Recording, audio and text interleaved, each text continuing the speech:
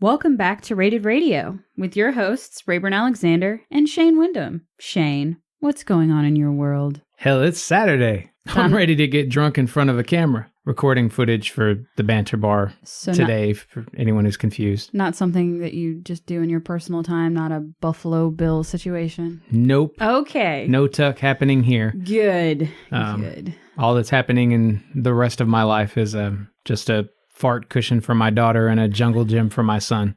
What about you? Not a whole lot. Podcasts, work, put up a pool recently. My garden is doing, my greenhouse is doing well. Can't decide on whether or not I want to actually put the plants in the ground. So you might be getting some vegetables or something. You keep saying you're going to give me vegetables. You know what you need to grow for me in your greenhouse is some green. Oh, do I? Oh, yeah. And what the fuck would you do with that? Use it.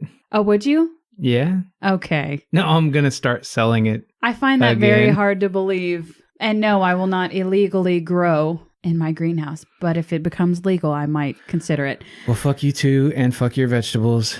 Should we roll the intro then? Yes.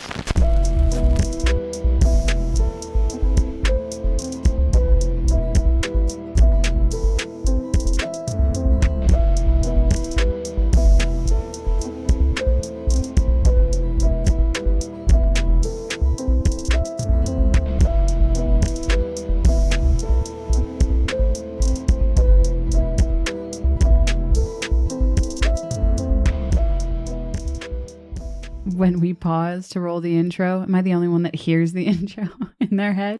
I hear the intro to Semi-Friendly for some reason because lovely. They actually play it. You actually get to whatever. Semi-friends, quasi-friends. Yes. Hello, quasi-friends. It's fucking there, you know? It is very, very good. I really do like their intro. It's such it pumps you up. So I'm trying to be more in that. So just fuck our podcast. Let's move on to our top 10 list. I love what we do. I love the music that we made for the podcast. Mm-hmm. Okay. Point blank, period. Okay. Write it down. Figure it out. Until you make it your ringtone. I cannot believe you. You picked most danceable songs. Yeah, top 10 songs that make you want to dance. Yeah. Which we have not conferred with one another on this list. So if there are repeats, I don't give a fuck. I was changing nothing for you this week. I really you should have sent me. I sent you the list before. You were the one that didn't. When it comes to dancing, I don't want to ruin anybody's vibe. I don't think that we're going to have repeats. I could be pleasantly surprised, but we'll see. We will see. Let's get into it.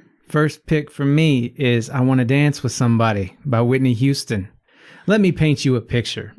I'm about to be 7 years old. I've moved away from a life of apartment complexes and trailer parks into a 2-story house in the middle of Idaho. The house is surrounded by wooded mountains on 3 sides. There is only one road. It runs alongside a river in both directions. And there's not a notable town or even a grocery store for at least 30 miles in each direction. Wait. Is this an actual place or a Bob Ross painting? It's both. Okay. You know what's fucked up is there is a painting that hangs in front of the bed in my bedroom. Okay. That we got from, I think my wife's mother was just getting rid of it. I know what painting you're talking about. And it looks just like this scene you're painting. The fucking driveway from that house. Huh.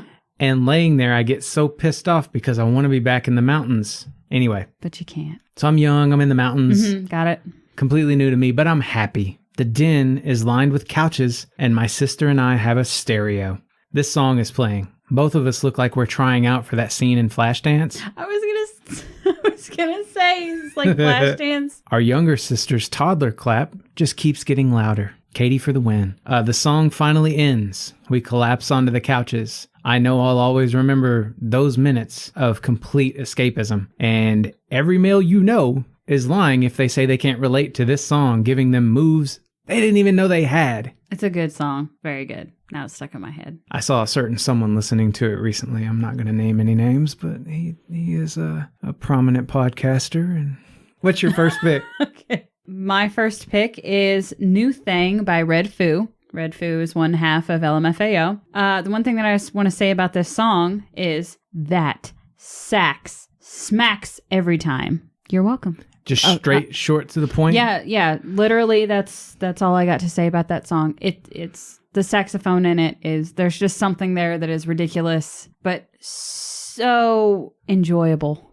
How is saxophone not more prominent in popular music? I don't know. Blue and I were actually just talking about this last night. Like, there seems to be a severe lack of horns in songs, in our opinion. I swear, if I walked into a grocery store at this point, and for some reason they were just looping Kenny G tracks, I'd fucking shop for groceries all day long.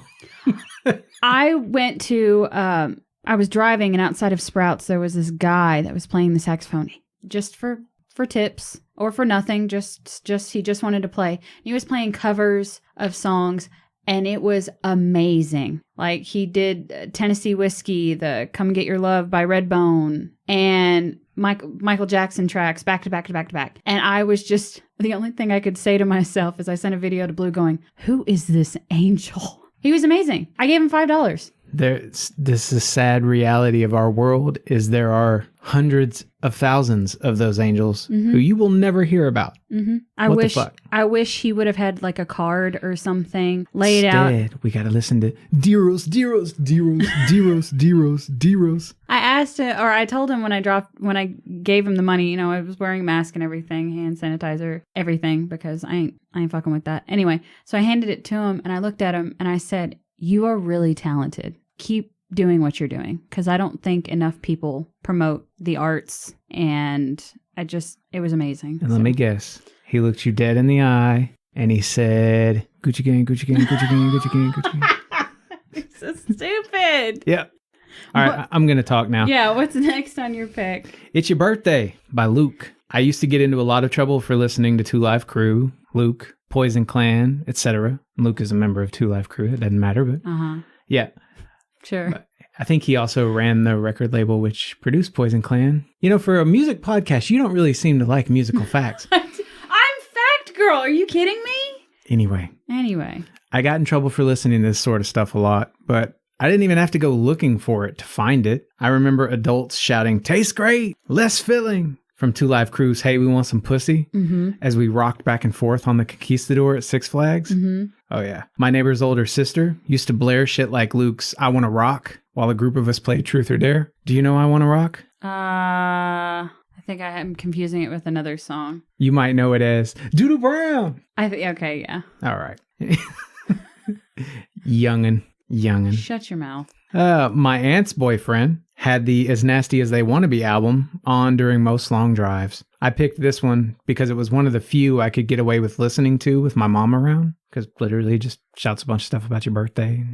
Believe me when I tell you this song has been danced to more than a few times, even in recent years. By the way, if you listen to this song and you get confused because you can't understand what's being said, Luke will ask a question, and when the people shout it back at him, they're agreeing and disagreeing at the same time. So when he asks things like, what's that number one zodiac sign? You're hearing like all of the zodiac signs shouted at you at once. And then he just picks whichever one he actually cares. Well, and if it's a yes or no question, they're saying yes and they're saying no at the same time. So you're not crazy. Okay. Just rock the fuck out and have fun with it. Okay. All right. Kind of a pick your own adventure song. What's your next but the pick? Adventure goes any way that he wants, not what you want. No, it is, because you are supposed to respond as a listener to what he's saying. Yeah, but I don't want to be that listener he asks a question like, are you here to party? Or something like that. And I go, yeah. And he goes, no. Like, I don't want that. Well, he doesn't say no. It's the people that are responding saying yes and no at the same time. Oh, okay.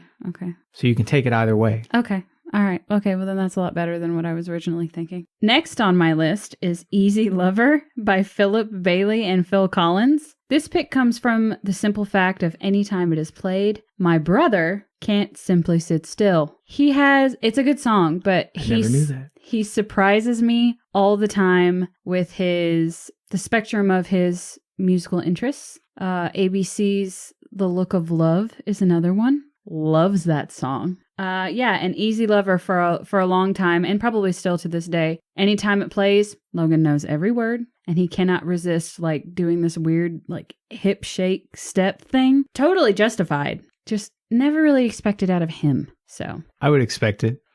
It's random. Well, you know everything. It feels off the beaten path. No, I mean you could not. Maybe that's what you're saying. I think you people that meet Logan for the first time, they would have no idea. But growing up with Logan, I expect goofy selections like that from him because I know who he is and will always be under the surface. I think that's the same with you. We've known him long enough to know that there is this whole untapped side of him that he does not project onto most strangers. Yeah. Yeah. Anything goes. Yeah. You never know what you're going to get, and that's why nothing that you get is surprising, but it's always fun. Yeah. You don't expect it. Yes. You know it's always there. You just don't expect it. Right.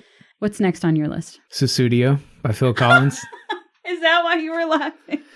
No, I was laughing because I said you might learn something about yourself from listening to a Luke song.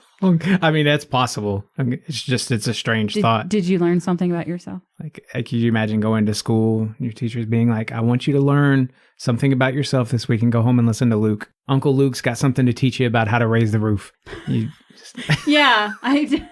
Sussudio by Phil Collins. Yeah. I've mentioned that I hated this song as a kid. I just remember adults around me when it would come on, doing a lot of jerking in unpredictable directions and pointing at each other, or us kids. What upset me most about the song was that I couldn't help being infected by its groove even then, and anytime I was alone in those days, and this came on the radio, I used to mock the adult dances, pretending it wasn't a good song. Now, I'm that old guy who probably couldn't dance any other way to save my life, which if you were here to hear how many times I just tried that sentence, getting it right, you would know dancing's probably not my forte at this point in life. Yeah. What's your next? Isn't it weird how we think we're hot shit until a song comes on that we can't sit still to, and then we realize, oh my God, I'm old. Like I'm pulling some moves that I used to make fun of other people's parents for doing, and now I'm doing them too. Mm-hmm. Anyway. Maybe Next. dance classes, maybe that'd help. Who We has- go in and they just tell us, you're too old, leave.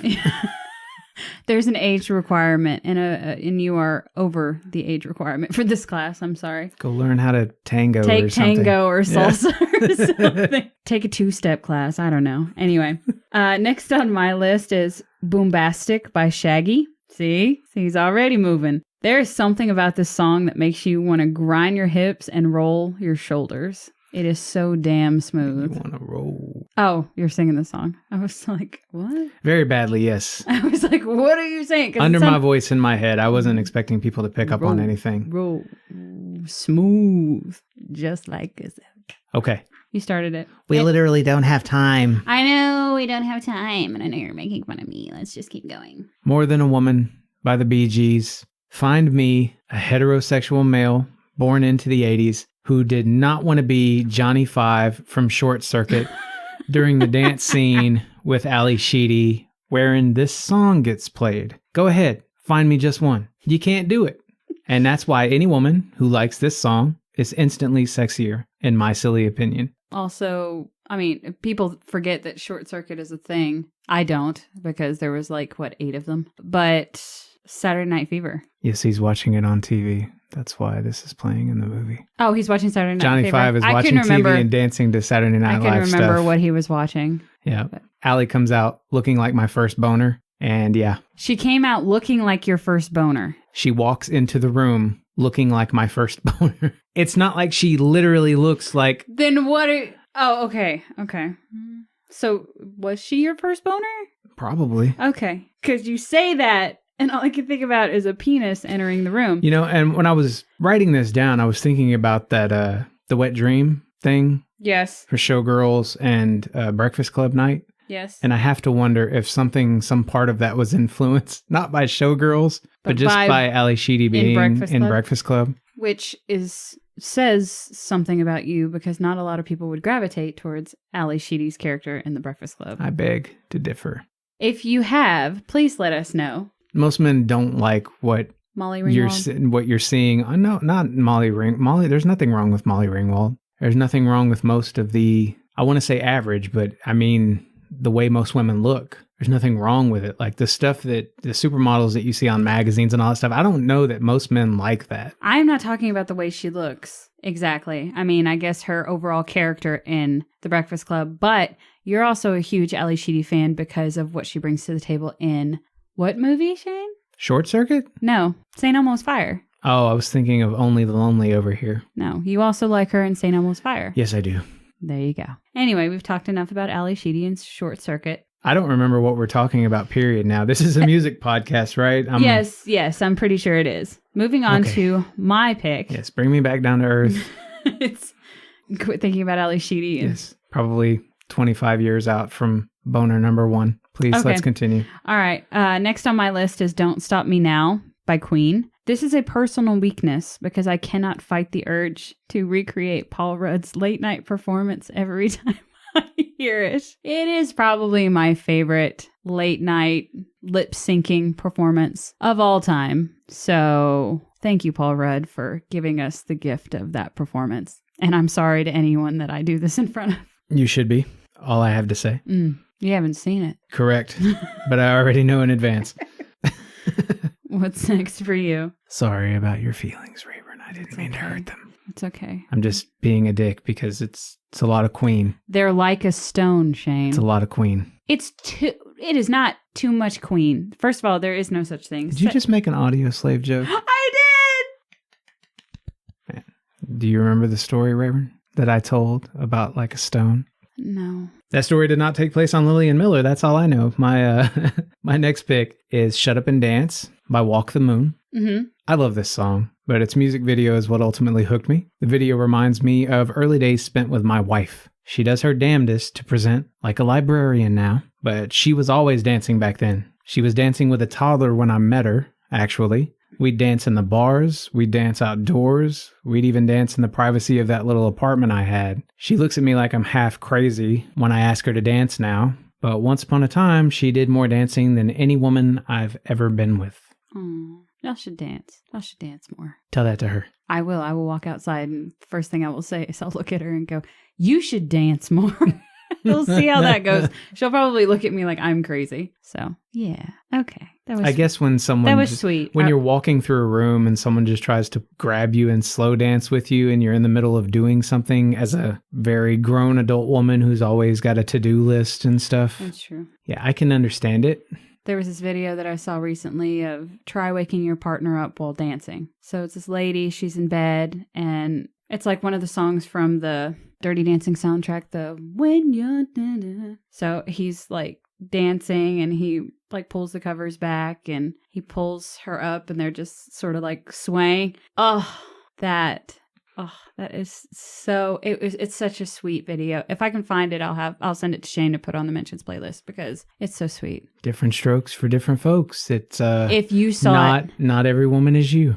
That's what I've discovered. How could you really be mad? How could you be mad? You're maybe that's coming from someone that doesn't get to dance enough. I love to dance. I don't get to dance enough. I have a partner that does not dance outside of the privacy of his own home. And usually those dances are single person dances. So, because he doesn't think he can dance, which is so stupid because anyone can dance. Let me say it again. Anyone can dance. Yeah, just jut in weird directions and point. Sway back and forth. That's still a dance. Anyway, so me seeing something like that, I don't know how I could be mad getting woken up like that. Show off your overbite while you're doing it. Yeah. Give him the old eyebrow. What's your final pick? Real Big by Manny Fresh. Thank you, Midnight Club 3 Dub Edition, because my significant other forgot all about you until recently, and now he proceeds to play this song, dance, and sing all the words throughout our house. So thank you for blessing me with that image of what that looks like. That is a blessing. Yes. My opinion. Your opinion? Is that it's a blessing. Okay. Let's talk about Audioslave. Yeah, let's go ahead and talk about Audioslave. I'll lead. Okay. You're going to lead this dance? Totally. Okay, cool. I'll tap out this two-step for you. That sounded weird. Woo! First album I changed my mind. The first album that we covered was Audioslave, self-titled album from 2002. This was my top album. This was my middle album. Out of the 14 tracks, I gave 6 5s. I gave 4 5s. My top track was Show Me How to Live. My top track was Set It Off. My bottom track was The Last Remaining Light. My bottom track was Bring 'Em Back Alive. This album doesn't hurt for killer hooks, great vocals, or memorable sound. My primary gripe is a plethora of overly dull or basic instrumentation throughout the verses. I can't always be bothered to sit through a droning build-up to hear what really are amazing choruses. If low lows make the highs better for you, You'll probably adore this album, though. I would add that the bass carries this album quite a bit. I said something on par with what you said. Vocal stylings are consistent, very alternative, but they don't switch up the direction much, and I enjoy the slower stuff. I just think there was something missing, a lot of buildup. When you got there, it was good, but it was just too much waiting. Yeah. So I thought something similar when listening to this album. Good. I'm not crazy. That's good. I think that is a stretch to say. The next album we covered was Out of Exile from 2005. This was my middle pick. This is my top album. Out of the 12 tracks, I gave it 3 5s. I gave it 3 5s as well. My top track was Out of Exile. My top track was Heaven's Dead. And my bottom track was Man or Animal. Same. This only vaguely sounds like the same group, and rarely does that work in their favor. The drums were a marked improvement, but the chorus melodies weren't a great fit for Cornell's voice. Most of this just feels half-baked, which makes it forgettable in my opinion. One of my 3 5s, called Number 10, could have been structured in a tighter fashion. Just an example of, I don't really know that they're all in the same place here. By the way, we should probably mention that Audioslave is a supergroup comprised of members from Soundgarden and Rage Against the Machine. It's Soundgarden's lead vocalist, Chris Cornell, and their rhythm guitarist. And then from Rage, you've got Tom Morello, lead guitarist. Yeah. And then the bassist and the drummer. Yeah. So if you can imagine those two groups playing together. That's about what this sounds like. Yeah. It just hits in different places depending on where you are. I said that I thought this album took a slower approach. While the vocals are still recognizably consistent, you know Cornell's voice when you hear it. There's a more variety in sounds, and this album had a softer touch for me, which is one of the reasons why it was my top. You know me, I like it soft. Yep. And the things that I liked on this album were definitely not the soft parts. Yeah. It was the complicated shit that I enjoyed. Shane loves complication, and I love it soft. So yeah. There you go. I like, what did you say? Stress in the music? Did I say that? Which is just playing a lot of notes. You're playing a lot of notes, and it sounds pretty good put together. I enjoy that. Shane enjoys it. I like flair. Last album that we covered was Revelations from 2006. This was my bottom album. This is my bottom as well. Out of the 12 tracks, I only gave it 2 5s. I gave it 1 5. My top track was Moth. My top track was one and the same. Which I think was my other 5. So, cool. Look at us go. Yeah. And my bottom track was Original Fire. My bottom track was Until We Fall. No easy way to say this. The stronger this band's music gets, the more Cornell feels like a poor fit for lead vocalist and lyricist. I genuinely hate to say that because he was so good on that first album. It's not that it's bad so much as it is that the vocal presence can feel uninspired and repetitiously lazy at times. A shame too, because some of the music is damn good, especially on this album. This album at least ends on a very high note for me. Well, I think you're going to be a lot nicer than me, because what I said about this album is it seemed goofy and uninspired. At times, it seemed like they were trying to be someone else before their time, a band before Audioslave's time. Almost like an Aerosmith cover band at times. Meh. Similar guitar riffs for multiple songs. Nothing on this album was terrible. It was consistently middle of the road for me. So, and we talked about the fact that it's a supergroup. I should add that what I thought about the sound in general is it reminded me most of Stone Temple Pilots, but just rarely as good as Stone Temple Pilots tend to be. Yeah.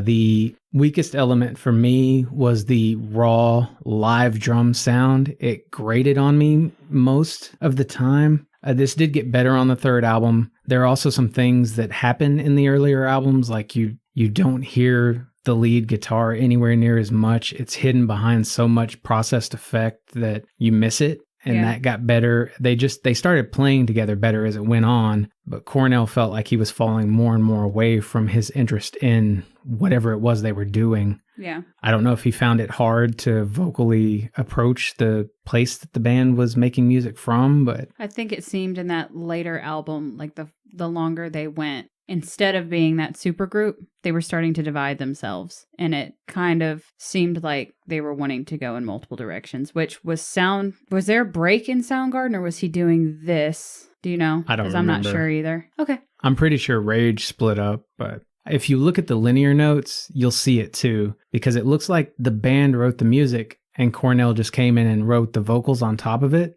So he was putting lyrics to their music to fit their music. Right. Which usually when it comes to songwriting, you write the lyrics first and make melodies around them. And actually, I'm almost certain that they played together and wrote together and all that sort of thing. It's just that they trusted Cornell to write the lyrics here, and for whatever reason, he wasn't hitting the same, things out of the park like he did in the beginning. I'm just wondering if there was some sort of overlap that caused him to be a little, not distant, but disassociated. When that first CD came out, the band caught a lot of flack. I remember because they were compared so much to their original groups. I think the band really did try to make it tighter and develop their own sound, which they're definitely successful at. Some of this music is so fucking good. But as the music got better, it seemed like Cornell was trying to prove something too, and just whatever direction he was going in was not something I was a fan of. Okay. I bet there are plenty of people out there who love it. It sometimes reminded me of some other rock projects that I can't get behind most of the time, like Godsmack sometimes. Well, this is the last album that Audioslave did together. Yeah. So maybe you're not wrong in thinking what you're thinking. Oh. Because there was not a follow-up. Yeah. So just pointing that out. They only had 3 albums. Yeah, their lead lyricist died. What are you going to do? What year did he die? I don't remember. We don't need a fact check. It's anyway, okay. The music makes me feel like I'm overly tired and someone keeps blowing me just enough to keep me awake. Specifically that first album. That's what it was. And then eventually you could switch the vocals and the music and it's still the same thing. Like you're really trying to drift off and it's annoying, right? How annoying can it be though? You want the sleep, but you want the blowjob. You want the other thing, you're somewhere but you're not in between. Really getting either. You know what I mean? Mm-hmm. I think something they should do is drop a greatest hits album. It would probably help with people knowing more of what they have to offer. Mm-hmm. Now would be a perfect time in the wake of Cornell's death. I can't stress enough that the music was best on album 3. It just had vocals which didn't suit it well. If all you know of Audioslave is their debut, you're only missing out on a handful of winners from the other albums. That's really all I have to say. Do you have some notes? Nope. Nothing? I do not. I've kind of touched on them throughout. So are you ready to take a break? I am. I feel bad for some of the things we said here about this artist. I don't think we said anything bad. I think that, I think we're really good about paying respect to all artists, no matter if it's, someone that we're not a fan of. I still think we respect the fact that they put something out there. I think that we always show an artist respect. I think it's naive to think that we're going to like every artist. We're going to be all sunshine and rainbows about every artist and every album. We can like an artist without liking all of their works, without agreeing with all of their works. And I think that if you've come to this podcast only expecting all the good and not listing any of the negative, in our opinion, I think that that's naive to think that because we're human. Yeah. And all I really wanted to get at right there was I didn't mean to make it sound like I took nothing away from this. I'm glad I listened to it because now I have my 5s and I know there just wasn't as much there as I thought there would be. Yeah. And that's going to happen and that's okay. I'm still really glad they did this. The good thing is it's a super group. Yeah. So if we want more of what either one of these bands have to offer, we can just listen to those bands. That's correct. Yep. Let's take our break. Yeah.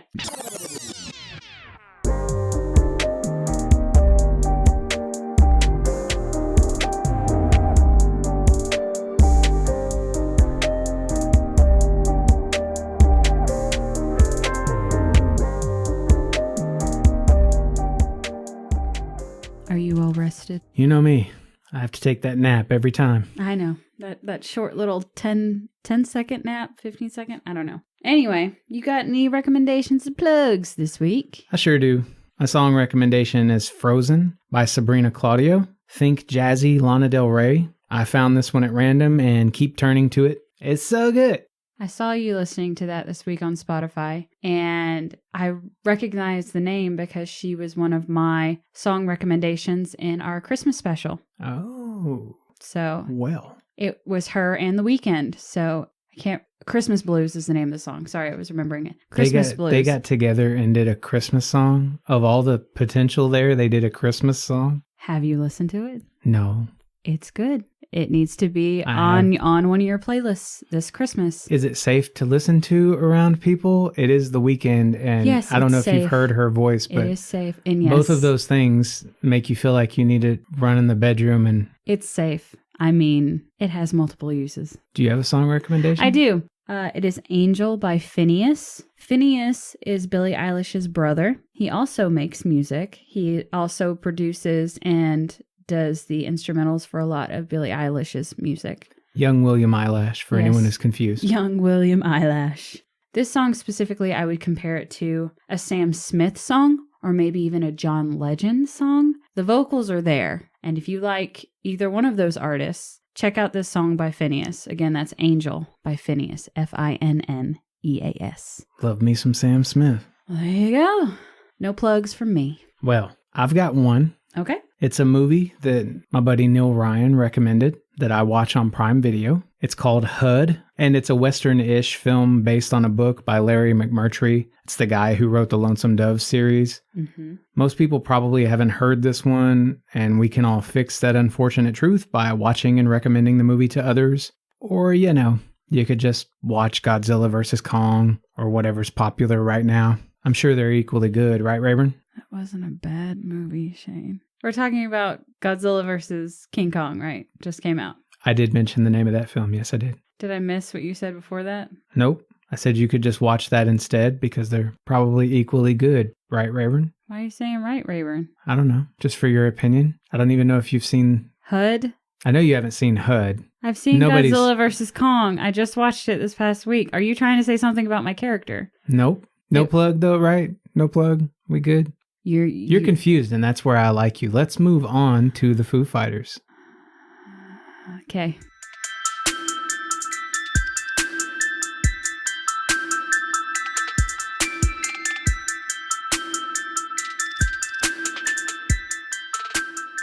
No, I wasn't attacking your character. I was specifically being quiet, so I did not attack your character. What would you have said? I don't know. I just want to know what you were implying. I didn't actually get to watch the entire film. I got to watch parts of Godzilla vs. Kong, and it just seemed... It wasn't HUD. Let's say that. I haven't seen HUD. Did you not enjoy it? Is that what you're saying? HUD got a 4.5 from me, and my takeaway from Godzilla vs. Kong would have been 3.25, which has had its moments. I might be a little biased because anytime that Godzilla or Kong would fight, this is why I'm with the person that I'm with. Blue would turn it on that. You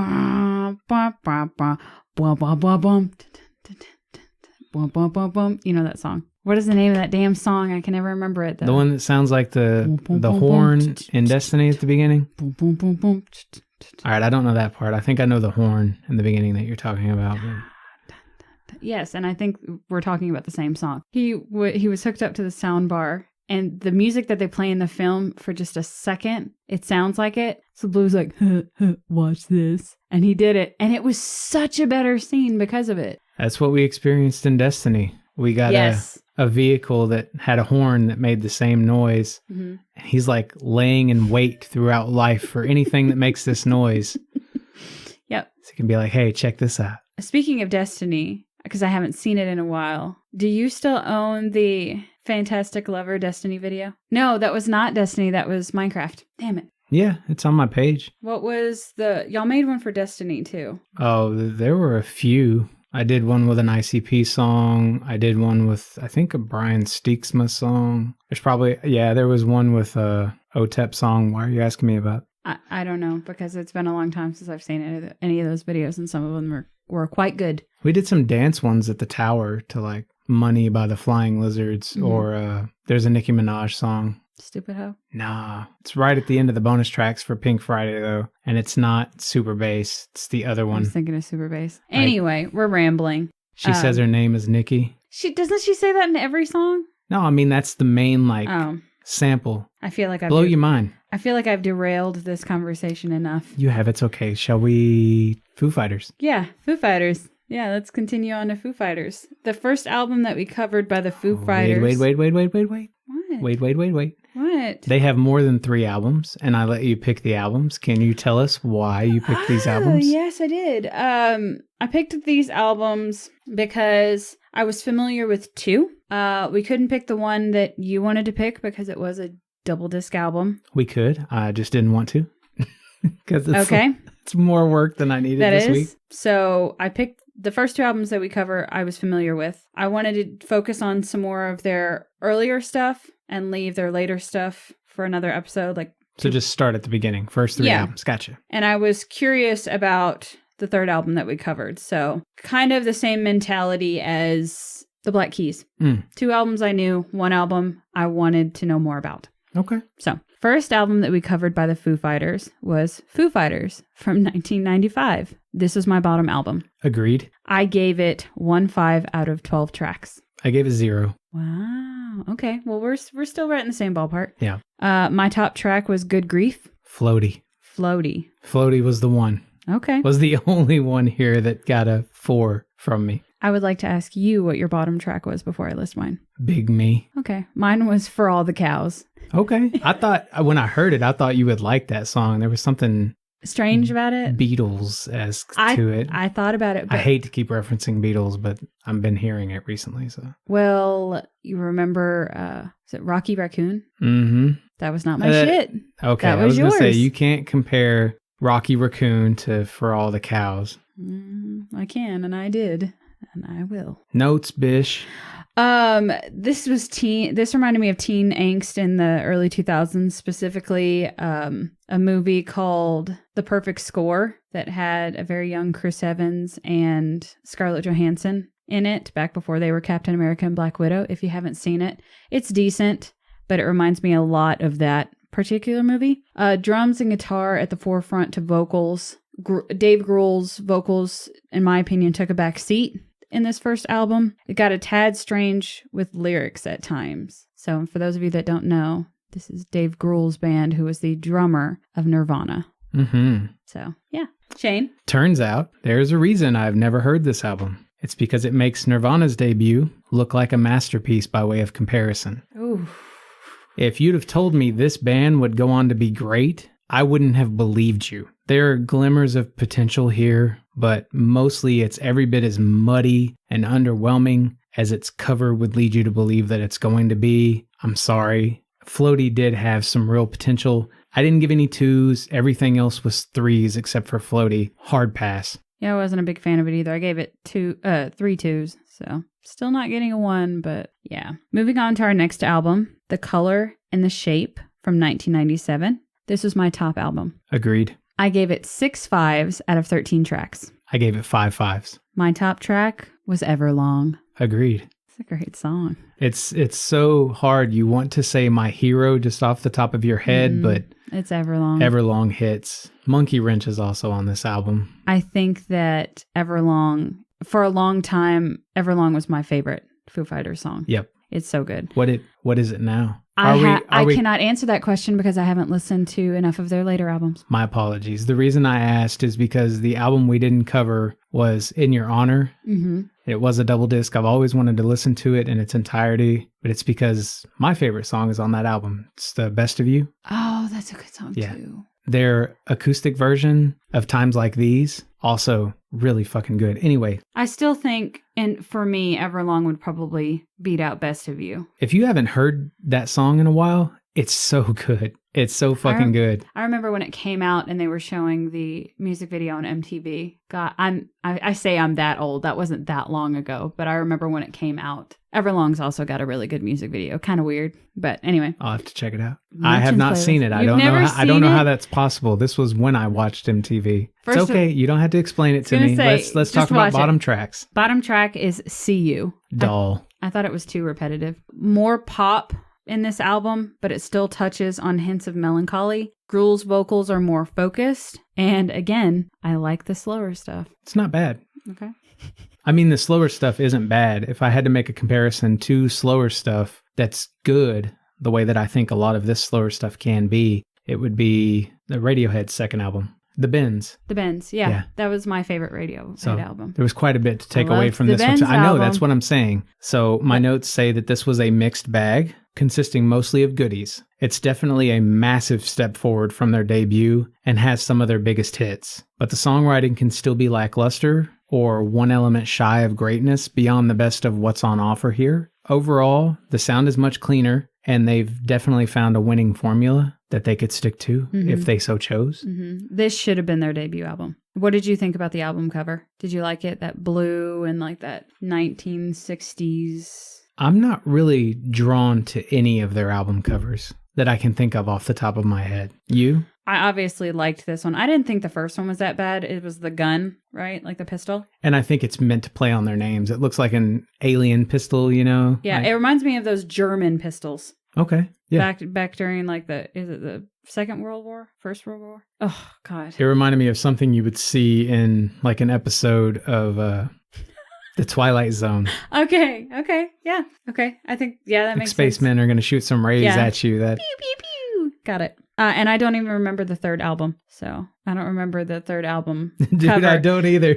Exactly. Yes, I do. On the neck. Yes. It's the neck. It's the tattoo on the back of the buzzed head. Or the buzz cut. Forgetful. That was among the albums. That was my favorite. That's the one I would recognize immediately as Foo Fighters. If there was no text anywhere on anything. I was going to say, you didn't even remember that was an album cover. I know, but that's what I'm saying. If I saw it, I would know. Oh. Moving on to our next album, There's Nothing Left to Lose from 1999. This is my middle album. Agreed. I gave it 4 5s out of 11 tracks. 5 5s. My top track was Aurora. Aurora. My bottom track is Generator. Give me Stitches. I'm beginning to think that we're... For the highs of Foo Fighters, we're on the same page. We're vibing. Yeah. We're vibing over here. And the did you say the number of 5s? Not only that, Yeah, they were close. The top tracks. You're really tempted. This reminded me of My Hero from the previous album. On the first listen, super tempted to go with Learning to Fly, like the big hit, but it's Aurora. If you really sit there and listen to it, it reminds me of the experience I had with Yaz and Winter Kills. I know you don't agree, but Yaz wasn't bad. Notes? Notes for me, similarities to Soundgarden and Smashing Pumpkins. I got a lot of vibes from that. Why are you looking at me like Just that? Keep reading. Experimented with some new sounds and inspirations. And again, I liked the harmonizing more on this album. Yeah. So why the face? I think I have a note here. I could be wrong. Let's read what I've got and see. All right. This is the most reliably listenable album we covered, but the hits don't pack the same level of punch as its predecessor. Aurora is obviously the exception to that rule. So far, it seems like this group has trouble making most of their songs interesting in all places. The most common pitfall tends to be chorus vocals, and the whisper tracks never work for me. Great musicianship though, late 90s as fuck. Similar sounding songs or artists, I got early Smashing Pumpkin vibes throughout. It's not as good, but if you're going back to like Cherub Rock or something, beyond the hits that you know from Foo Fighters, you're going to get a lot of early Pumpkins shit here. Yeah. Just don't expect it to be pumpkins. It's Dave Grohl's voice in place of Billy Corgan. If you want pumpkins, go listen to Pumpkins. Yes. I don't think we need to get into how much of a fan I am of Dave Grohl and who he is as a person. So I'm not going to get into that because we've talked about it in past episodes. I feel like we've talked a lot about Foo Fighters before our actual Foo Fighters episode. So if you want to hear what we think about Dave Grohl and everything, go listen to those episodes. We didn't even need to record this shit. We didn't even need to. The drums from this group were constantly impressive. I don't know if that's because Dave is a drummer, so maybe the drummer of the group feels like he's got this whole role to fill. Yeah. But so many like minor things about these drum tracks, even on that first album that I didn't care for, they're just so good. And they're not, I will say in other bands, drums aren't a standout to me. And I don't know if it's because I know that Dave Grohl was the drummer for Nirvana. He knows his shit. He knows what he's talking about. He knows his vision. He knows what he's looking for. So the fact that you are able to pick out the drums that are mainly supposed to assist every other instrument and the vocalist, it says something about about Dave Grohl's knowledge of when and where to use drums properly. Yep. The music makes me feel like a bored teenager in most places. Okay. You know, that can be for good and for bad. To be most successful in the future, I think they should stay energetic and don't settle for mediocre hooks. Those two things, that's where you guys were going off base here. I'm pretty sure it picks up, although I don't know if this is going to be like a Collective Soul type thing. I have this, we haven't covered them yet, but I have this impression of Collective Soul from my youth, where they'd have like this massive hit on the radio, and my Aunt Jennifer would go out and buy a Collective Soul album, and we wouldn't find anything else on the CD that we liked. Yeah. Maybe the CD had 2 hits and we had those 2 songs that we liked. And I apologize in advance to Collective Soul if they wind up being fantastic and I was just a dumbass kid. Do you have any notes? I don't have anything, but I have one story that has always tickled me about Dave Grohl and the Foo Fighters. Okay, so Foo Fighters were supposed to go on Saturday Night Live, and Christopher Walken was the host. So Christopher Walken, before he announced the Foo Fighters, walks up to Dave Grohl and he goes, "Hey, I just want to know, is the emphasis of your name, is it on Foo or Fighters?" Well, Dave Grohl, being the troll that he is, and they know who Christopher Walken is and how he talks, he said, "Oh, it's on Fighters. The emphasis is on Fighters." So Christopher Walken, if you ever watch that episode, and he introduces the Foo Fighters, he goes, "Ladies and gentlemen, Foo Fighters." And Dave Grohl trolled him so hard that I can't not think of Foo Fighters anymore. Nice. So Blue and I walk around the house going, "Foo Fighters." And we talk about Foo Fighters. So, yeah. I think my favorite part of that was your impersonation Foo of Fighters. Walken. You're welcome. That's good. That's very good. Thank you. I wanted to say that if it hadn't been for the debut, I think Foo Fighters would have taken the win this week, but they did not. No, they did. Are you kidding me? They didn't. That is unexpected. There were more 5s from the other group. And wow. Yep. Well, I think learned something new. It still would have been closer than I ever would have imagined, though. Neither group made a wildly solid impression, but... Could have been the albums chosen for Foo Fighters, though. Yeah, that's what I was saying. Yeah. Oh, sorry to cut you off. No, I mean, the first one, like if you look at the number of 5s, it would have been Foo Fighters, period. But that first album got 0 5s. What are you going to do? Yeah. Well, I think it's safe to say that by my reaction to your results, Foo Fighters took it from me, but you will be surprised to know Foo Fighters got a 3.69 for average. Audioslave, 3.65. That's pretty good. That is too close. That is extremely close. So Foo Fighters took it from me, but literally just by the skin of their teeth. And I don't know that would be the case if I had picked those later albums. But again, I kind of wanted to start from the beginning since Audioslave only has those 3 albums. Makes sense. Yeah. So I want to clarify 2 things before we move further. What? So a change I've not mentioned yet, and it's not going to be worth much to anybody, but we're now doing versus matchups for pretty much any artist that exists. I don't care how many albums they have. So if it's someone like Billie Eilish that just has 1 CD at the time of recording, they're in the mix now as a possibility for anything. But the most albums that we will cover is 3 from each artist. Right. Okay. And what that changes, obviously, if everyone's in the mix, that changes our end of season specials. And what I think we're going to be doing at this point is revisiting an album by artists we've already covered. So we will it will probably be our top albums from each artist. Because if Billie Eilish only has 1. I mean, artists in the past that we've talked about, if they still have albums that we haven't covered, we're going to cover a new album by those artists. Oh, okay. Yeah, I'm a co-host on this podcast too. I totally knew what you were talking about. I'm doing it for the listener. I'm acting like I don't know as from the listener's perspective, Shane. I'm an asshole-ish tinkerer, but Rayburn trusts me for some reason, so I trust you enough. Believe me, these changes are going to be for the better. And I'm just here to talk about music, man. Yeah, and I want it to be less. I want old artists to come up more often. Well, they do. We talk about them constantly. I mean, their albums. I want to cover their albums, and I want more new. I don't know what I'm saying. I want any artist to be able to participate in the main show. Okay, I got you. Moving on to our list. So, first on the second half of my list is Save Dat Money by Lil Dicky featuring Fetty Wap. If you ever see Blue and myself swerving and acting a damn fool in traffic, mainly me, there's a 90% chance that this is the song that's playing on the radio. Swerving in traffic. Yeah, totally safe. Alrighty, well, back to us normal people. Okay. Again, that's a stretch. Yeah. It's Starboy by The Weeknd. Oh, so good. I hate to reference another music video, but goddamn if this one isn't like a window into my mind after a breakup. Time to kill off that warmer side of myself and give in to the careless indulgence I contained in hopes of making a relationship work. Life becomes cold, surreal, violently sexy. It's a reminder for me of just how it feels when that give a damn of mine is asked to die. I know we've said it in past episodes, but I seriously cannot wait till we cover the weekend. It's going to be such a good week because you and I both really enjoy the weekend. Yeah, I'll hit you with a curve. We'll just cover Trilogy. A bunch of shit you don't know and 3 albums of it.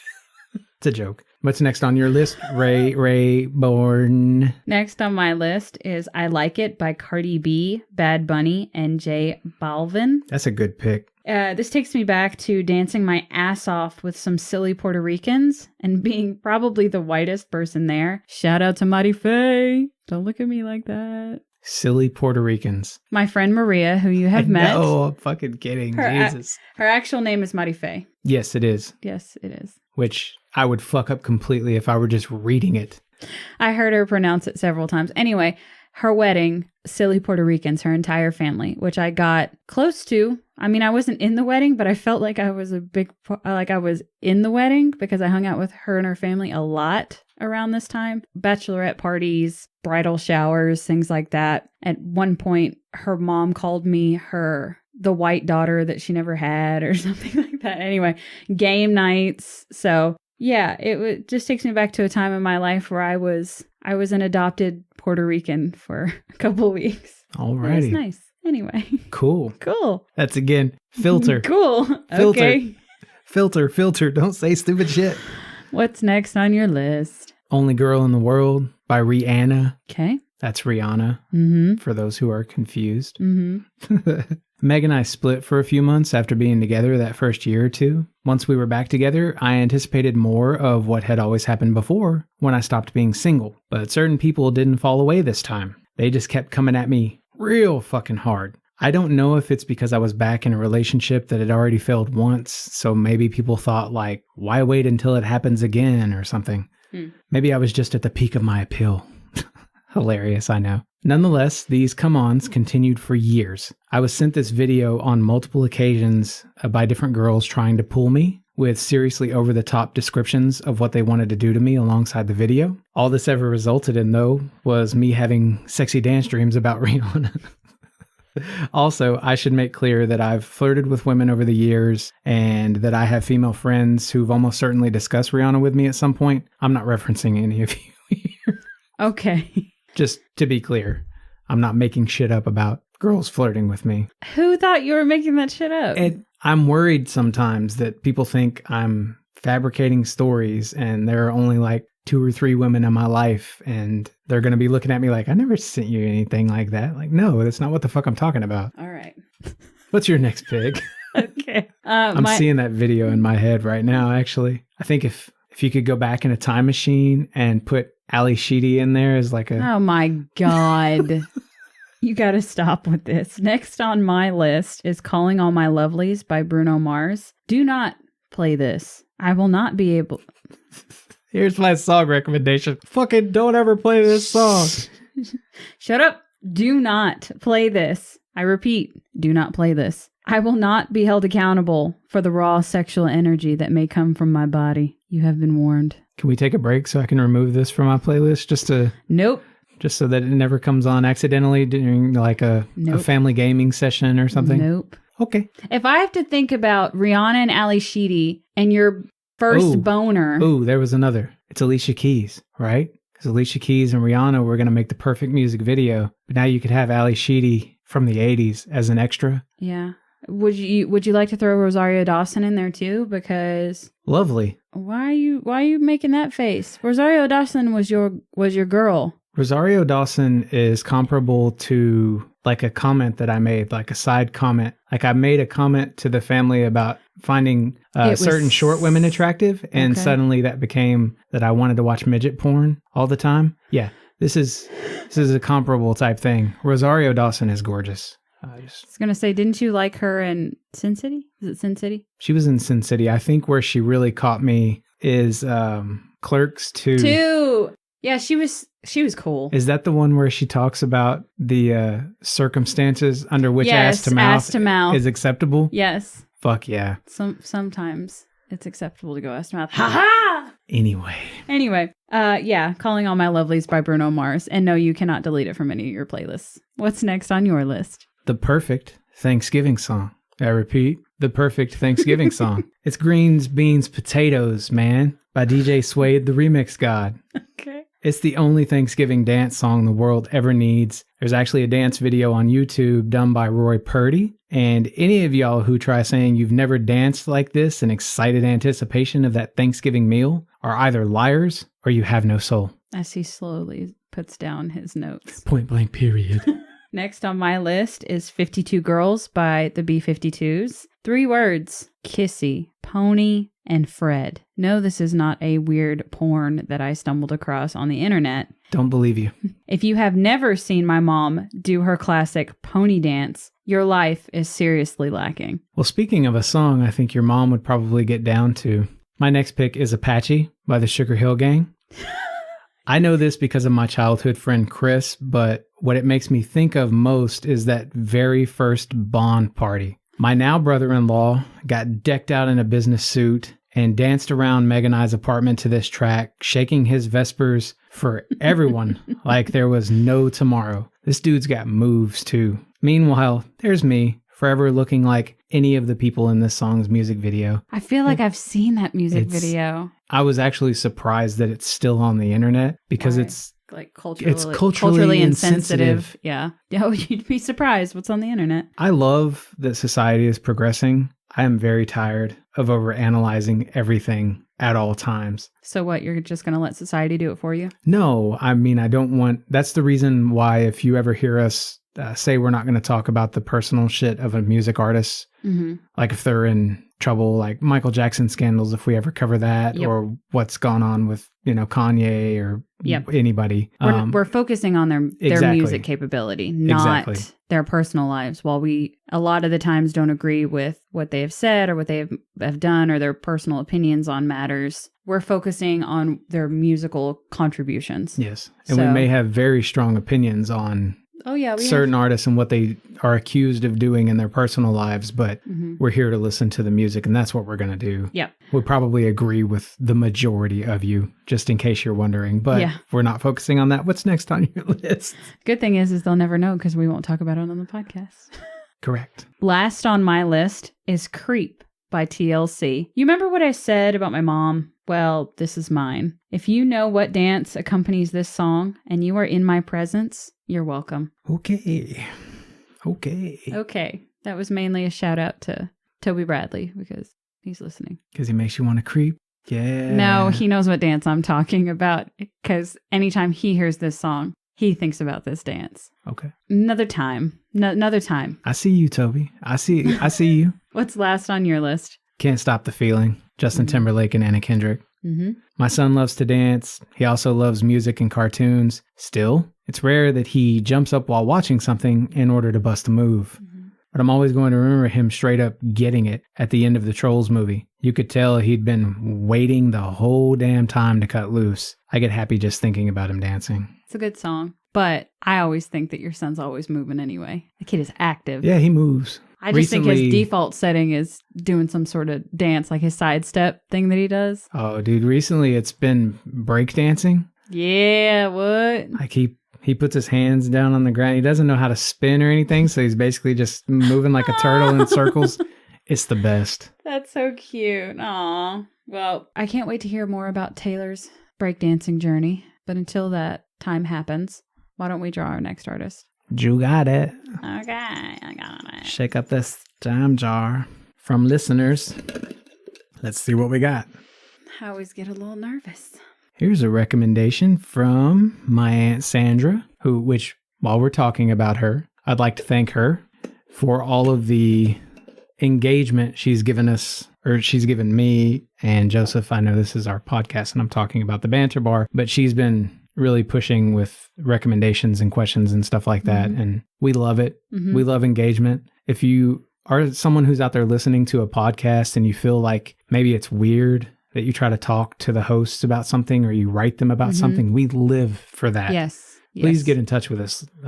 Like here on this podcast, we're still wanting more top 10 artists from everybody. Yes. You know what? One thing that I would like to suggest to listeners, other than suggesting artists, ask us to cover a top 10 list. That would be really, really great. Control what type of lists you want to hear from us by suggesting it in the comments on any social media platform, or suggesting it to us in person. I mean, it doesn't matter. We're always looking for new material to use, and we want to do things that the listeners are asking for and that the listeners can benefit from. So let us know. And just don't be afraid is the real takeaway. We're here for it. We like the interaction. So if you're listening and you want to talk to us, I may be kind of short-winded sometimes, surprisingly, in messages, but I promise we're not as big of assholes as we sound like on this podcast.